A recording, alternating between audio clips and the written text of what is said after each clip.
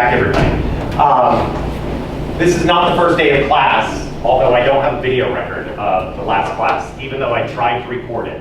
This happens about once a semester, so we've already got it out of the way.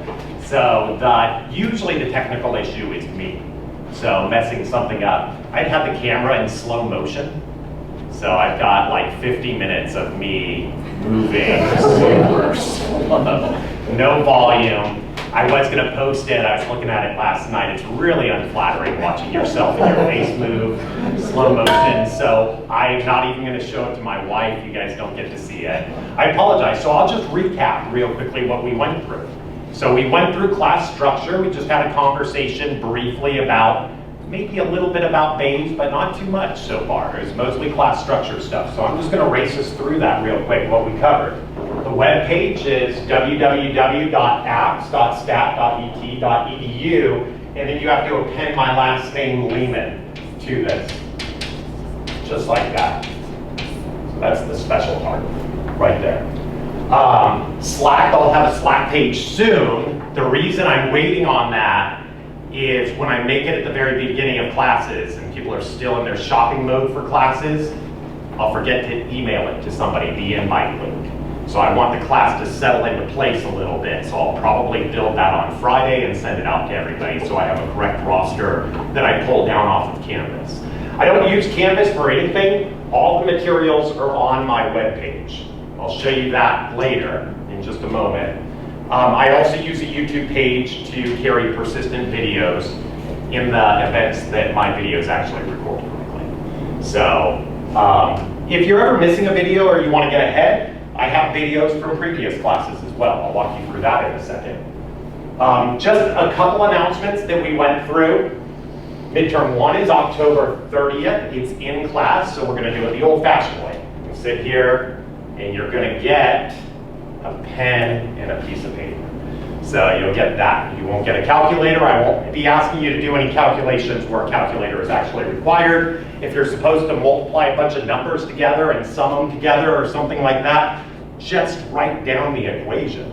So I don't need what it's equal to at the end of the day. So I don't need to know that the number is 5.26. I know that a lot of instructors will do that, and they'll grade you on your long division and things like that. I'm uninterested. So I'm going to be looking for process, whether or not you know the concepts and things like that. So if the process is correct, then I will consider your answers correct. Okay. That will be on October 30th. The first homework is out, homework 0. I call it homework 0 because it's not very technical. It just asks you to walk through and compute a posterior expectation. I can even tell you how to do that in the future. If you're concerned how to do it, I kind of walked you through real quickly on homework 0 how you would solve that problem. There's also a paper I want you to read. It's called When Did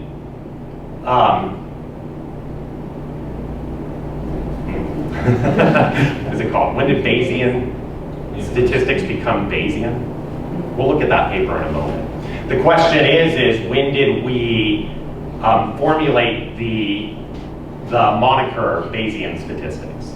And there's a long paper written about that, and I think there's a couple good answers in there. So I'd like you to read that just to understand that this stuff is a blossoming field, what people have done, their contributions to the field, and sometimes you learn why people did things through history. Why did they make the choices that they make, and are those choices still the choices we would make today? So a lot of times we make choices because that's what's in the textbook. Why did we make that choice on the textbook? Because that's what they made last year. They did that the year before, and they did that all the way back to the 1920s. We're still using the same text. And the question is should we be using the same techniques? And I think the answer is techniques evolve with computation. And so we'll be studying that as well, kind of the fundamentals of Bayesian statistics, but also the computational side of Bayesian statistics. If you go to this web page, it will bring you here. So this is the cover.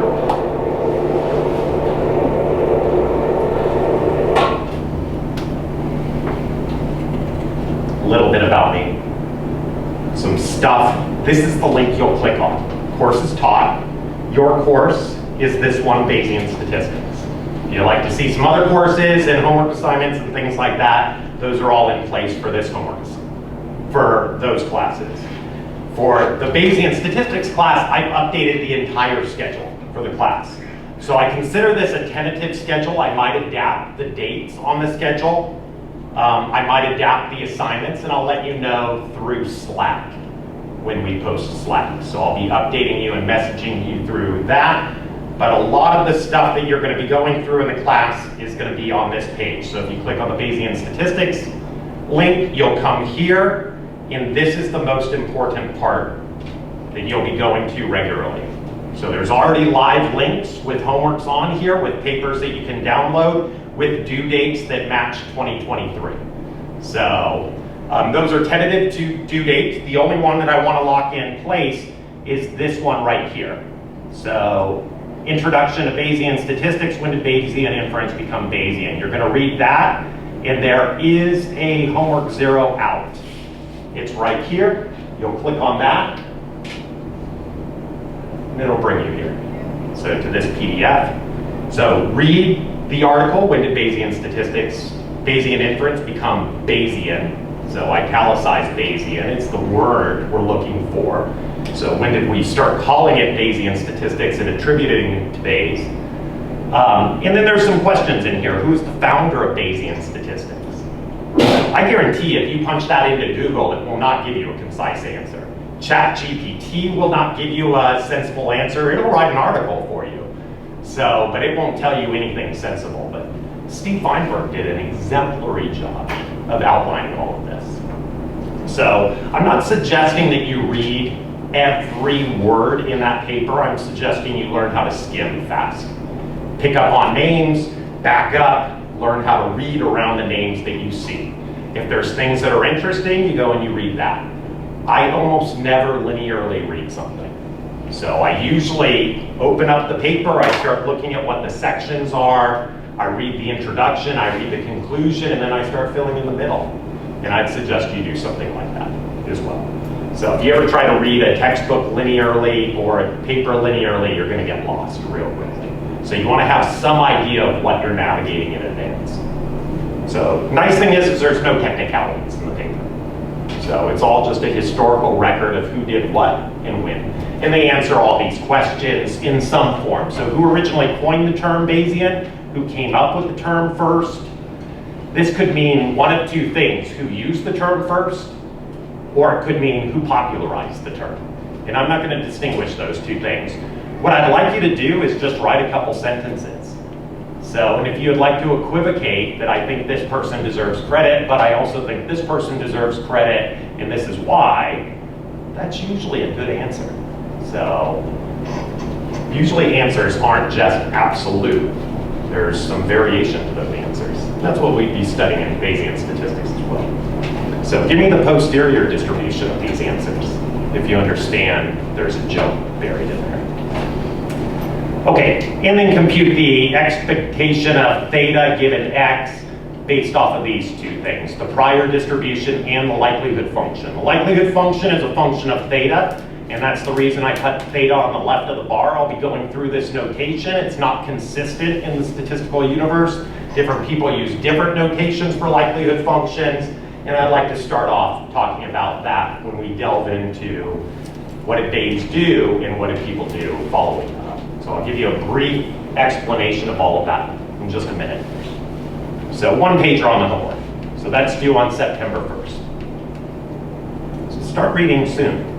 I also typically will give you the LaTeX file that I use to compile everything. This is just so if you're learning LaTeX, you have a template that you can start with, kind of see how things work. But the way people learn LaTeX is they go to Stack Exchange usually. You type in LaTeX, and you usually have to append something mathematical, otherwise it's going to take you to another variant of sites that are non-mathematical. And they won't pronounce the term LaTeX as LaTeX, they'll say LaTeX. So, and this isn't latex, it's not a fabric. So, it is LaTeX. So, TeX is a technical formatting language that was created a long time ago, and Leslie Lamport adapted that language so that it's a little bit easier to use. So there's more macros in LaTeX. So most people will say LaTeX. If you don't want to use LaTeX, that's fine, but you probably should be exposed to it if you're formatting mathematical things. So Word is probably not your best facility for that. So once you learn the commands, you're much faster than going to a palette and clicking on things. So LaTeX files will be included on several of the homework sets. So there it is, there it is, there it is. So the first several will come with the LaTeX file. They might all have the text file. Looks like they all have the text file. We'll be also reading papers throughout, and those are kind of listed on the left-hand side here. So you can navigate that and kind of look at everything. Again, this is the schedule. I'll try not to modify this here, but instead make memos on Slack if I adjust any of this. So what do I mean by adjusting? I usually mean that I might delay a due date. So I don't think there's a case in here where I'll need to accelerate one. Okay, so everything will be in your favor. Any questions about all that? Cool. So we went through most of this last time. You can also go to the syllabus. That's here. So these are the logistics of the class. The important parts that you'll want to remember is the final exam date is December 13th, Wednesday at 10:05 a.m. So ends at approximately noon. So that's the morning. So lucky for us, it's not the 7:45 slot. So I've had to do that several times, and you almost have to prepare for 2 weeks just to get yourself in that rhythm. So it's pretty close to the time we'll be thinking about Bayesian statistics. So we'll train ourselves to wake up 2 hours early for the final. TA office hours, they'll be Zoom-based. UEE will come in on Friday at the beginning of class, and I'll give you an introduction to him. So he'll be there to help you on Zoom, possibly to run some of the review sessions. The review sessions are scheduled for, they're right here, Thursday, 6 p.m., about bi-weekly. It's probably really small. So about bi-weekly. We will not do a review session tomorrow. I will try to reserve this room at 6 p.m., but if one of the clubs beats me to it, I'll try to get something close. So I'll be messaging everybody with the location of the review sessions. Right now, we don't have one scheduled. We probably don't need one for next week as well. So I'm probably be in the third week is what I'm anticipating. Okay. Midterm, October 30th, one midterm. Information about the book, which I think is a very good reference. You'll be wanting to read about things outside of the class. I'll try to be as thorough as possible, but different people think about Bayes a little bit differently. And I would encourage you to read as much about it as you can. And so sit back and think about these things. Probably most of you know there's a lot of philosophical debates out there. And what are people debating about? It's not things that they totally agree on. And so sometimes they're both everybody's debating about things where everybody's wrong. Sometimes there's debates where one person is more right than others. And sometimes you'll get debates on interpretations, but they have the same answers.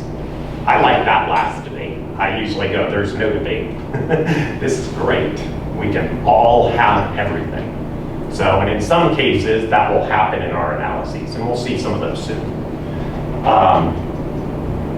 The breakdown of the course is 40% on the final exam, midterm 30%, homework problems, 30% pop quizzes, may be sprinkled in throughout the semester. I'm still deciding on that. So you can look at the breakdown of grades, but probably what I need to show you is what the distribution of grades actually looks like this semester. And my assumption is it's not always the same. I've noticed some patterns in the grade distributions. I've noticed them change over the years, and I'm curious to see what we get this year. So when we get a distribution that's kind of filling out, we have enough data that we can actually look at a histogram, I'll walk you through where you're at in the class. My hope is that everybody can get an A in the class. So I have no problem giving an A to everybody. These are minimal. These are, I would say, your least upper bounds. If you know what that means, on the grades.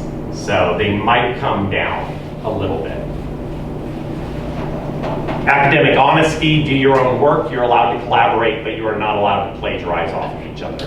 So if I catch it, I'll give you guys a warning. If I have to have a conversation with you twice, probably the graduate honor system will be invoked. So I don't think that it's too much to ask that we all try to do our own thinking, but if we get stuck on something, definitely go to your friends, people in the class that can help you. This is a learning environment. So at the end of the day, I just want to make sure that what we're grading and looking at is a representation of what you believe you know. So if you don't know something, we can try to help you with that. So outside of office hours, I'm always available for about a half hour after class. That's not true today because I booked a meeting. So, but if you ever need a meeting or something like that, send me an email. We'll slot it in. I'll try to make myself available after classes, especially around test taking time, and we'll do a few more review sessions around test taking time as well. And if you ever want to request a review session, you can do that as well. If I don't intend to give one, but you really want to talk about something, I can come in and talk about that. Okay, so that's the syllabus. That's posted. You've got the schedule. Boom, there it is. I think that's most of the logistics. We also have the course lectures that are videotaped. So this is the name of my YouTube page, Lehman Lectures. So pretty straightforward. Lehman is my last name. And you can scroll through this. Once I put up a video, you'll see it first in line right here. So I haven't put up a video since May of 2023. So the last day of classes. If you want to go back all the way to the Bayesian Statistics course from last year, those videos are still active online. So you can just scroll back, and I think this is the first one right here, 8/22/2022. So if you're ever looking to get ahead or something like that, or you need some review, you're wanting to get ahead and not look backwards by looking at the video that I post most recently, there's opportunity to do both things.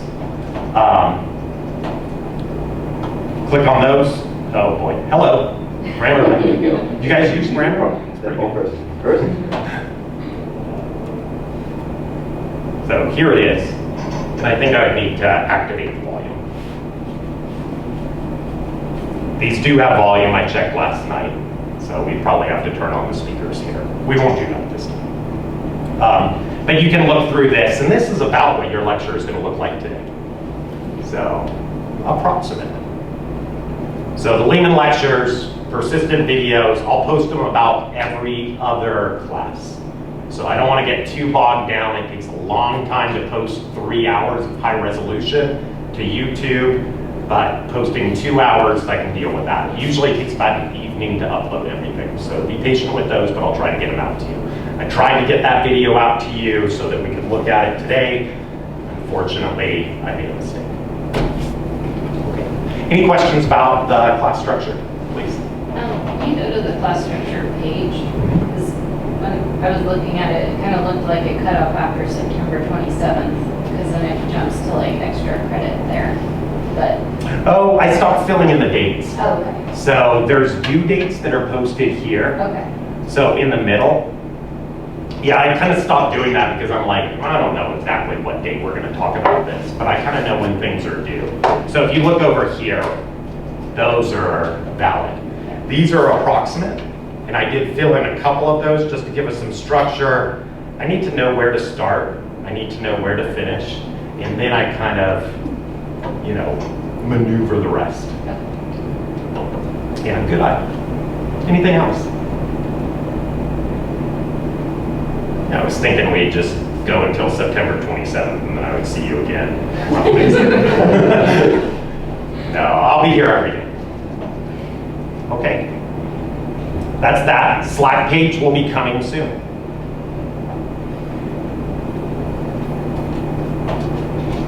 Let's do an intro to Bayesian Statistics.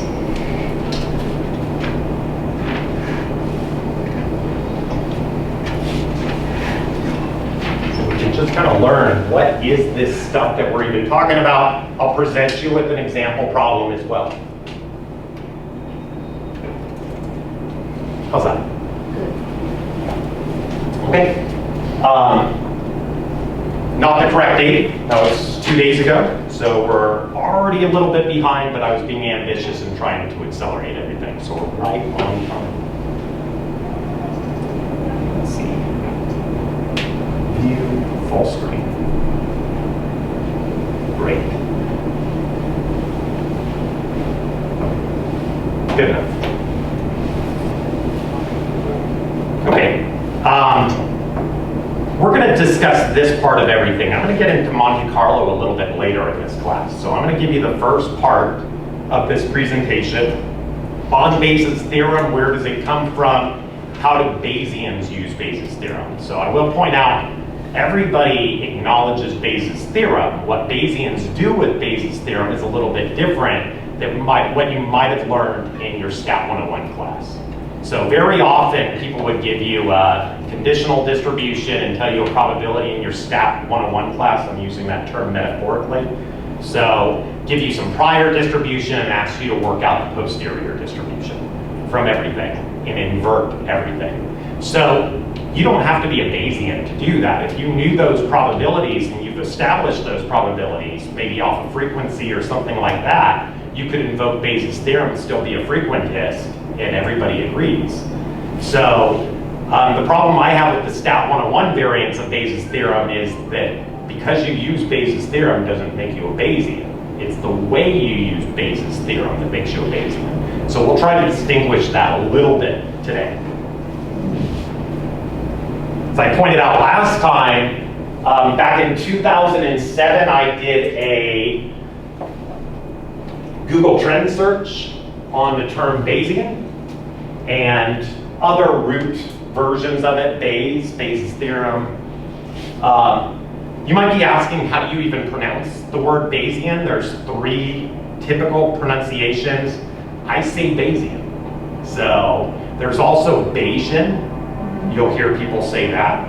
You'll hear people say the hybrid, Bayesian. So the only reason I say Bayesian is because his name is Bayes and not beige. So, but I've heard it that way. And so you don't need to stop and correct anybody or ask them about it. Different people say the word differently. So if you're ever singing the term, singing Bayesian is a little bit difficult to say, so then you might say Bayesian. So I've used that once in my life. I made a song about Bayes' theorem. I don't remember it. Anyway, what we notice is that the term Bayes is being used more and more through the literature. So what Google does is it looks for dates of articles, not when they've submitted the article, because Google wasn't around back in 1760, but it looks for occurrences, co-occurrences of the word Bayes, and certain dates. And this is what it finds, that the term has been increasingly more used. And that's why you guys are here. And it's probably a big explosion right out here. I think that the falling off pattern is not because the term is being used less and less as we approach the date in which I did the query, but rather Google has a problem with documenting history. New stuff it's unaware of, and old stuff it's aware of. So stuff that was published on Google 10 years ago, it's very aware of it. And stuff that was published yesteryear, search engines might not have found all of that. And so they have crawlers, and they're coming up with a persistent view of the internet, but it does take time. So we notice that the term appears frequently way back in the 1760s. We'll study that date, 1763, in just a moment. That's actually Bayes, and Bayes writing his initial paper, which coincides with Bayes' death. So I'll also point out Laplace was hanging out around this period, and he took note of everything. So 1920s, there's an occurrence of the word Bayes. There's actually a lot of occurrences, and I'll point out that these are some statisticians you might have thought are classical statisticians who might actually be Bayesians. So again, what we write in textbooks is sometimes half a story. Then we start to see that Bayesian statistics get some popularity. And it's kind of, people are playing around with it and they're formulating the field. I would say this is the time period where Bayes became Bayesian. So people weren't using that term here, and they certainly weren't using it back here. So people start adopting the term Bayesian, and it starts getting popularized around this period. And then there's a launch. And I would argue that this launch is probably because of Monte Carlo. And so computational facilities, that we can start carrying out Bayesian procedures and not just arguing about if we could carry out Bayesian procedures, our answers would be better than yours. So they're not arguing on philosophical terms, but they're arguing through applications. And that seems to be a little bit more compelling in some cases. So Bayes is becoming more and more popular all the time. There's two things that Bayes does, and I would argue that those are the reasons why it's popular, and we'll have to get around to those reasons later. Please. I was just wondering, because there's a tail off at the end towards 2007 whenever you did this, right? So why do you think that is? I think it's because of the way a web crawler works. Okay. So that if I just publish something, so all of my articles that I publish this year, Google might become aware of them next year. Okay. So I think it's just that it has a harder time with your most recent stuff. Okay. So a lot of times when I go to Google Scholar, I know the administrators look at it, that I have to go and tell it on my Scholar page, I've written this paper, or I'm a co-author of this paper. Sometimes it'll miss that I'm a co-author. And unfortunately, with my name being Scotland and several variations running around out there, it sometimes doesn't know who I am. So it could be worse. I could be like John Doe or something like that. So I know that's not a real name. I don't know. I've never met that guy. But I don't want to use somebody's name that might be in the department. So we do have those with very common names sometimes. And it confuses those as well. So I think it's just, it's easier to search for things that are well known. Here's my evolutionary tree, Bayesian statistics. I can never talk about Bayes without talking about non-Bayesian ideas. So I always have to deal with compared to what? What are other people doing? Why is this different? So to understand what something is, I need to understand what it's not. So, and that's really difficult sometimes. We've all done this when we go Amazon shopping or something like that. We see a product, it tells us all these glowing reviews. We go to another product, and it tells us some glowing reviews. And what we really need is the diff between those two things. How are they different? So they're usually not forthcoming about those. This is my tree right here. I'll just kind of zoom in. Does anybody notice anything interesting about the tree? I'm sure some of you do immediately. So top of the tree is maybe our most recent common ancestor in genealogical terms. So where everybody combines, and then the leaves of the tree, the nodes, that's more modern day statisticians. Again, I made this a long time ago. So there's even more modern statisticians. This is the problem with trying to be modern, is it wears off. Anybody notice anything interesting about my tree? You've got split up into sections. I do. There's a left box with. Yeah, so I kind of gave you some boxes here. So these are who I typically think are non-Bayesians. And these are Bayesians. So yeah, there's kind of a left and a right-hand side of the tree. How come on the Bayesian side it splits up even more? It's got two other branches. Because this is Bayes. This is Bayesian statistics. I happen to be a Bayesian for the most part. So because this is Stat 544, I've oversampled the Bayesians.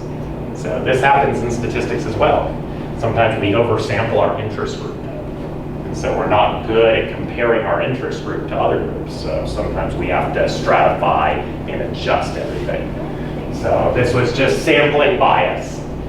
So I wanted to tell more of a story here. I would say that a lot of the classical ideas out there are classical for a reason. Classical means it's old in some sense. So if you think about the term classical literature or classical music, we're usually thinking of something that is dated.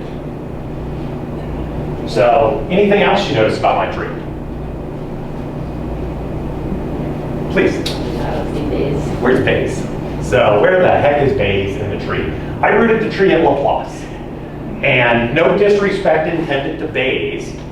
I think he was really onto something It's unclear to me if he carried out Bayesian analyses the way that we think about Bayesian analyses these days. He certainly came up, or was the first one to write down Bayes' theorem that we know of. But I don't know if he knew how to extend that to what I would call real parametric Bayesian analyses. There's also non-parametric variants of Bayesian analyses. We can talk about those later in class. But for the most part, this class is a parametric approach to doing Bayes. Laplace was doing that a couple years later. So I think Laplace understood the extension to what Bayes said. So I usually argue ISBA, the International Society for Bayesian Analysis, instead of spending $1,000 every year to go polish Bayes' grave, they should go take some of that money and go polish Laplace's grave. So they actually spend about $1,000 a year on this, and somebody goes over there and does this thing. It's kind of cute. So, but Laplace, I think, may have understood a little bit more. Now, of course, we can't go back and ask these people, so that's my opinion. So I'm certainly not saying that Bayes doesn't deserve some credit here. He obviously gets enough already. This kind of branches off into Carl Pearson and Fisher. There probably should be a big fork between these two fellows because they had a lot of tiffs with each other and disagreed on quite a lot of things.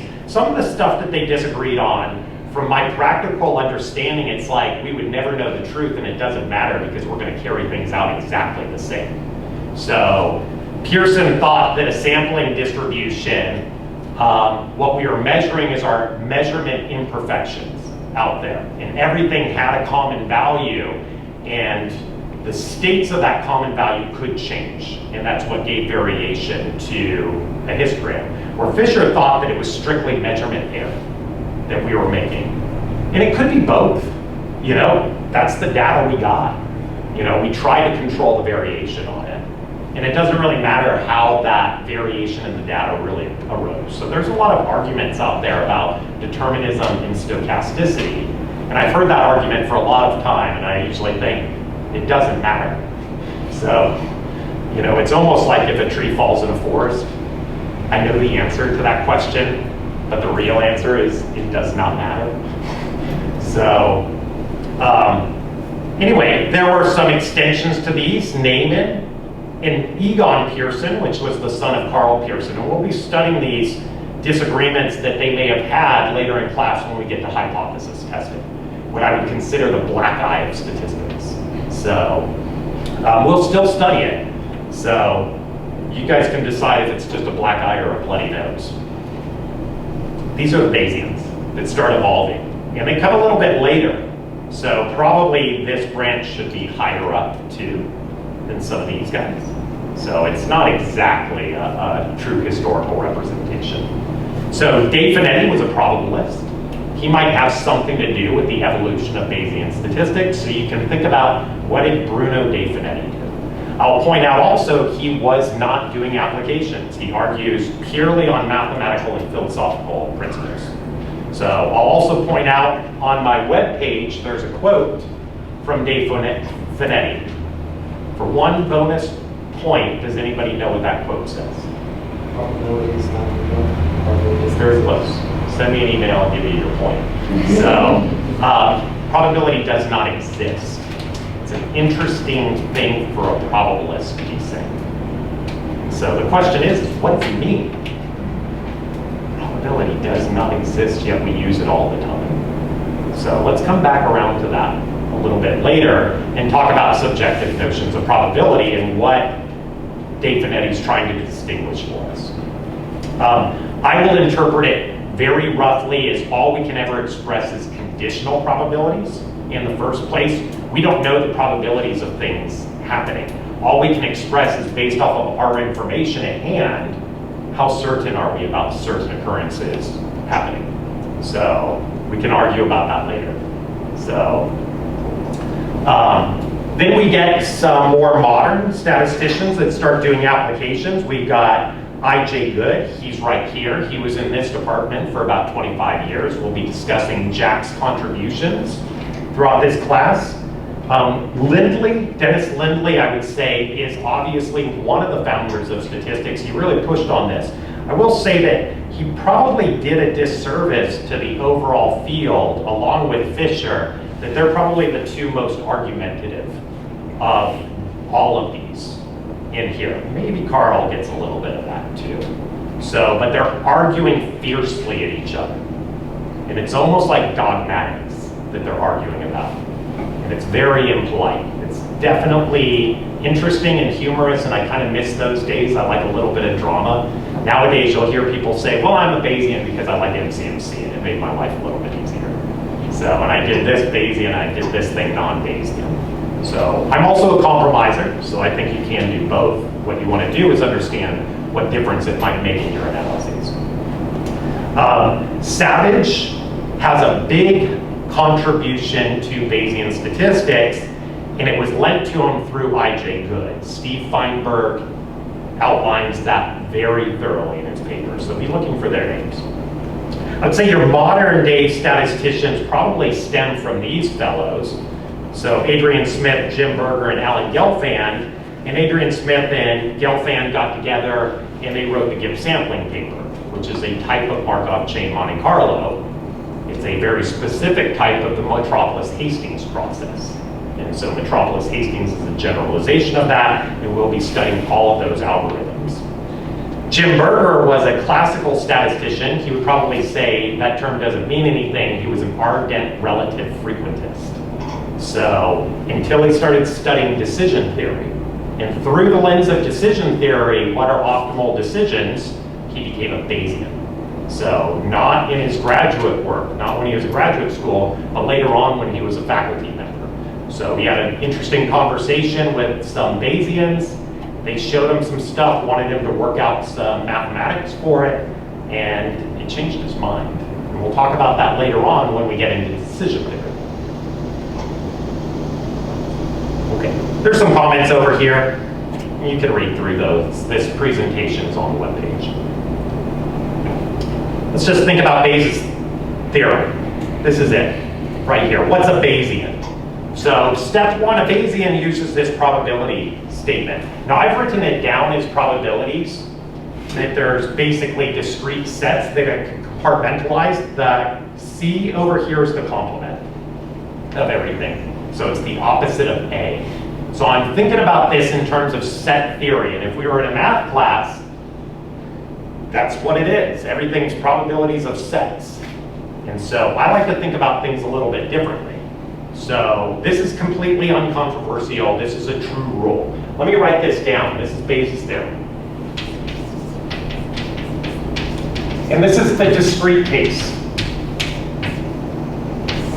It says probability of A given B is equal to the probability of B given A times the probability of A. Now that's the important part. There's a normalizer in here, and I'm going to write it down a little bit differently than the way I wrote it down on the board. I'm going to write it down as the probability of B. And that's what the denominator over there expresses. It's broken up into two conditional statements. I'll just point out that the probability of B is equal to the probability of B given A happens, and the probability of A plus the probability that B happens and A didn't happen. So that's the complement of A times the probability of A complement. I'm going to write this out just a little bit differently. I'm assuming A and A complement is the entire space of whatever A represents. And we can give these some meanings in a moment. But let me just write this down a little bit differently. This is the probability of B and A plus the probability of B and the opposite of A, not A. So that's what this is. So this right here is this thing. So let's just think about what this says. This says the probability of B if A happens and A happens. So when we multiply two probability statements together and they're conditionally independent of each other, we product those two things together, we get that joint probability statement. So for instance, if I said Probability of a coin landing heads or tails is a half on each. Turns out in reality it's not a half, but we can approximate. So half on each, and I talk about the probability of seeing one head. It's 0.5. Now if I want to flip the coin twice and I ask what's the probability of two heads, now I've got 1/2 and I've got a half probability of that. So the probability of two heads is a quarter. I multiplied those two things together. And that's exactly the same thing that's happening here. So this is the probability of B and not A. So that's the joint probability. So then I have these two probabilities, probability of B and A happens, and the probability of B and A doesn't happen. So that's all the events that encompass whatever this event A is in the first place. So this is called marginalization. I've accounted for every possibility of A. I could break A into more sets if I would like and have more terms in my sum.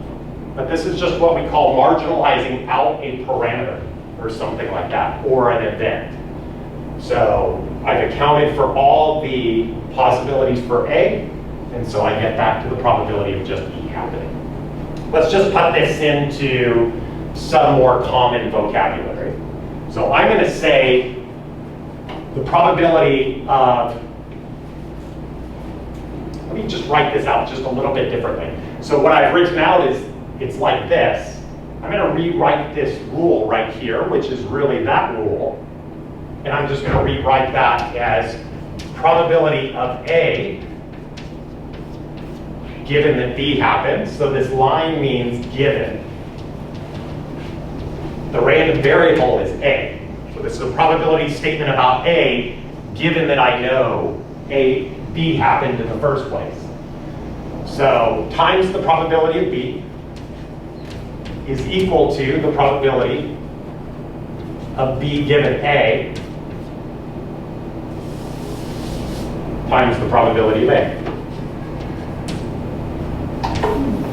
So the bar always means the right-hand side is fixed and that thing is given.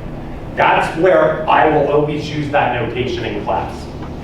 I'll break it once in this lecture and change the notation, show you a notation that other people use and why they use it in the first place.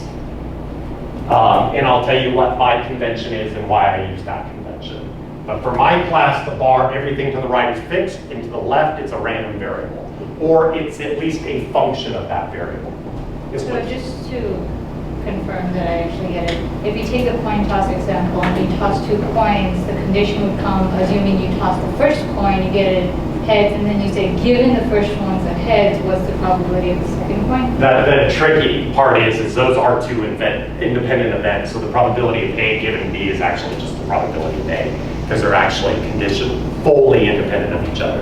Okay. So this, I could adapt to that, but the conditional probabilities don't mean anything because there's no influence. Oh, okay. So let me give you another example. Let me say,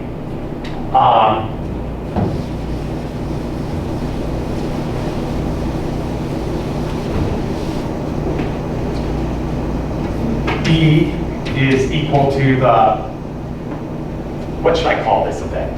I'm hungry, I'm gonna think about food. So it's always this time of the day I think about food. I'm in the mood for a chocolate milkshake, so I'm gonna write that down.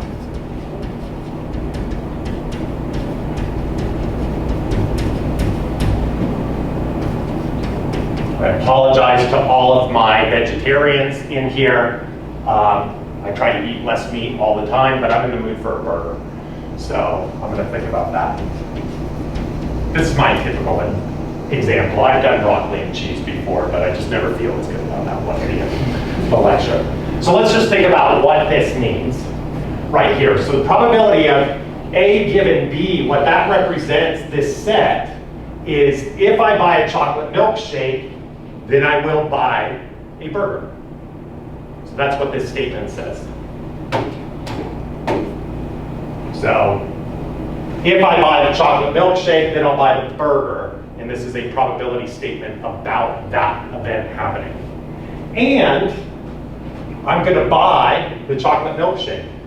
So what did I just say? If I buy a chocolate milkshake, I'll buy a burger, and I'm going to buy the chocolate milkshake. So I just said I'm going to buy the chocolate milkshake and the burger. And this is a probability statement about both things happening. So I can compartmentalize that not just as probability of A and B, the joint probability, but I can break it up into a conditional statement and multiply it by the marginal on that. And that's the same as the joint statement. So again, I can say, I'm going to buy a burger and a chocolate milkshake, or I could say, if I buy a chocolate milkshake, I'll buy a burger, and I'm going to buy a chocolate milkshake. I just said the same thing. I'm buying both of them. What is this over on the other side? It's the reverse statement of this. If I buy a burger, I'm going to buy a chocolate milkshake, and I'm going to buy the burger. So I'm buying both of them. So this is really just a statement in some way about the exchangeability of these two events, that it doesn't matter which order I do them. So I would argue that this is a relatively intuitive statement that Bayes came up with. And he was thinking about it maybe like this. I'm not sure, I wasn't there. It's hard to know how they thought because even their language is different. The way they use words, so it probably changes the way you think.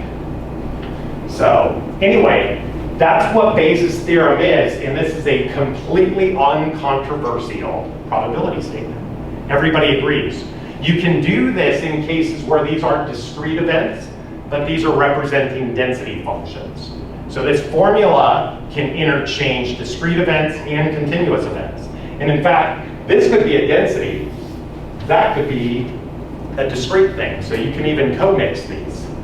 So use density functions in it for continuous random variables or probability statements for discrete random variables. So, and we could probably prove that, but we're going to omit that because we kind of understand what Bayes' theorem is. This is in a measure theory class. In a measure theory class, they would probably talk about a rate at which probability B approaches 0 compared to the rates up here, and talk about their differential rates. And if you ever have the pleasure of taking that class, they probably won't teach you how to analyze any data or computation, but they'll give you different ways to think about things, and they'll justify to you, this is a true statement in continuous land. That's what mathematicians like to do. So that comprised a lot of my life in graduate school. Writing proofs about things that I was like, yeah, it's kind of true, isn't it? So it just kind of depends on what you like.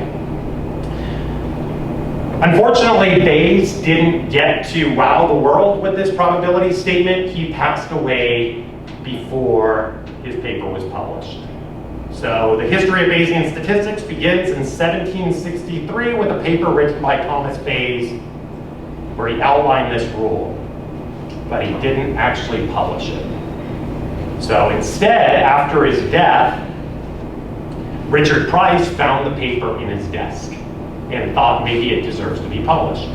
And he wrote to the Royal Society, read December 23rd, 1763, I now send you an essay which I have found among the papers of our deceased friend Mr. Bayes, and which in my opinion has great merit and well deserves to be preserved. Experimental philosophy, you will find, is nearly interested in the subject of it. I'll point out they do not use language the same way that we use language. So I think what they're saying is they're interested. So usually I might say to somebody, yeah, I'm almost interested in what you're saying. So I don't think he means it that way. In all this account, there seems to be a particular reason for thinking that a communication of it to the Royal Society cannot be improper. That your inquiries may be rewarded with many future successes, and that you may enjoy every valuable blessing is the sincere wish of, sir, your very humble servant. This is real. So it's really impressive. So anyway, the paper got published. The paper is on the Department of Statistics website, and you will not see a formula that looks like the one I just pointed out. So he says it a lot in words.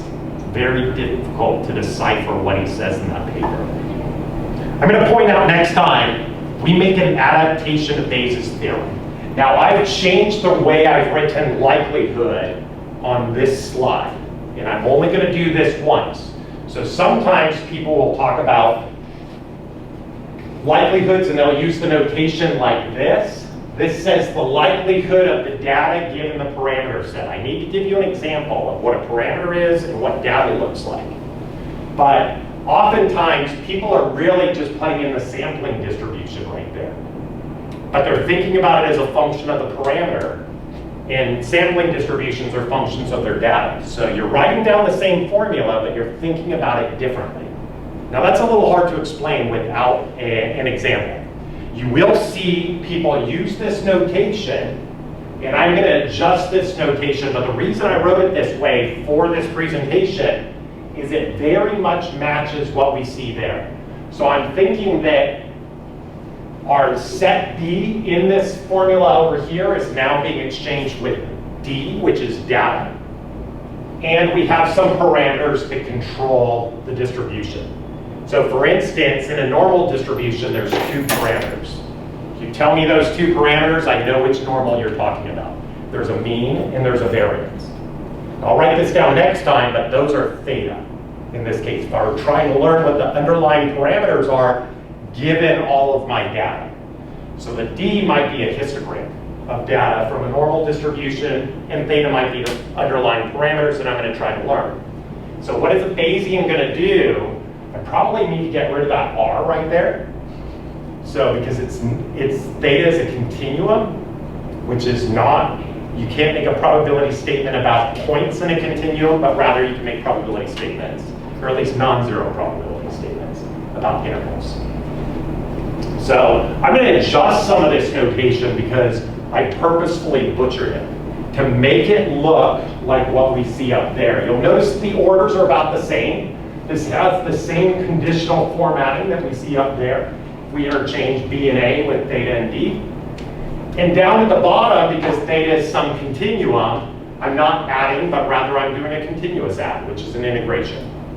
So, and we've all learned integration that way, where we started out with a histogram, and we refined that histogram finer and finer and finer, and summed things up, and we made it finer and finer until it limited into the same answer that you get from the integration. That's called Riemann sums, if you use kind of the flat basis function. So this is a continuous sum where I'm summing over all the values of the continuum in theta. And it looks just like this other thing. So what a lot of Bayesians will do is they'll take the function that contains your data and your parameters, they'll put it there, and then they'll operate on something called a prior distribution. And through that, we'll get the conditional flip. So what the Bayesian's trying to learn is what's the probability of your unknown parameters given that the data that you've observed. So you've seen data, now you tell me the probability and make probability statements about the things you do not know. Bayesians can do this with anything they don't know. It could be missing data, it could be change points, it could be spline knot locations, all kinds of things where it's like, where do I put these? And so you could build this up through Bayes' theorem. For the first month or so of this class, I'm going to stick strictly with parameters and distributions you might be familiar with. So we'll start with a binomial beta distribution. We'll jump over to the normal example. I don't want to start with the normal example because I find it to be a little bit confusing just because a normal likelihood and a normal sampling distribution have the same bell-shaped curve. They're just shifted in different locations. So for other examples, the likelihood might be continuous where the sampling distribution might be discrete. So I want to start with an example like that just to build up our understanding of this formula and what it actually does. But what a Bayesian is always going to do is we're going to write down the likelihood function. That's going to come straight from the sampling distribution, but the way we're going to think about it is a function over its parameters. The things we don't know, the data will be fixed. So I'm going to plug the data in there. The problem here in that is that my bar doesn't mean the same thing that I said over here, where everything to the right of the bar is supposed to always be fixed. So the way we're thinking about this is theta's actually fixed. Theta's the fluctuating thing, and the data is fixed. The reason some people like flipping this notation around is that this looks like that. It looks like Bayes' theorem. So, but what I'll point out is that what all Bayesians are doing is they're taking the likelihood function and they're multiplying it by a prior distribution. So they're taking these two things, multiplying it together, and then they're normalizing it so that everything adds up to 1. Your homework 0 walks you through a discrete analog of this, where you're given likelihood values prior, so you're going to multiply those together. You're going to come up with as many numbers as there are in that grid, and then you're going to sum all those products together, and you're going to divide everything by it. And that's going to be what this thing is doing right down here. You'll notice that the denominator right here is not a function of theta. Theta is being marginalized out, so there's no theta in that equation. Usually, or I should say always, this is a definite integral. I didn't write it in right here, so you're going to be integrating over the entire space of theta. So again, we'll walk through an example. But mostly, a posterior distribution, that's going to tell you your beliefs about the unknown thing, given what you've actually seen, is a superposition between the likelihood function and the prior. That is all Bayes. All Bayesians agree at least on that. What they don't always agree on is which prior and why. And that's a lot of what this class is. And sometimes the computational facilities of how you even do the calculation. And so there's relative trade-offs depending on what you're doing. So we'll come back next time and we'll look at this example. Flipping a coin, and we're going to learn the probability of the actual coin. So what we will see is coin flips, and then we'll try to figure out what the probability of the coin is. What I like about this is it's a little different than what they might have taught you in Stat 101 when you were just discussing relative frequencies. So this answer will be different than what they might have taught you in undergrad class. So we'll come back around to this, and we'll try to build up this posterior probability, the probability of the probability given the coin flips, where the coin flips are going to be encoded as 1s and 0s. So this is a fun statement to even think about. We're going to come up with a probability distribution of a probability. So that's something to think about for the first time. We'll come back next time, build up this analysis. I'll introduce you to a Bernoulli distribution and a beta distribution. And then we'll move on to normal examples. Thanks a lot, you guys. If you have any questions, I'll be around for a couple minutes. And I'll try not to do that again. Sorry about that. I'll give you your 7 minutes back at some point. Thank you. How was it? I think I can do it, I read like the first 2 sections of the report, and we talked about the distribution earlier. I've just done more like, data analysis analysis. So, like the primary distribution and everything. Really realizing turbulence data more, like data that I gathered and like how one set of like different characters It's hard, yeah. Well, it has been, even though my research is on it, but. Yeah.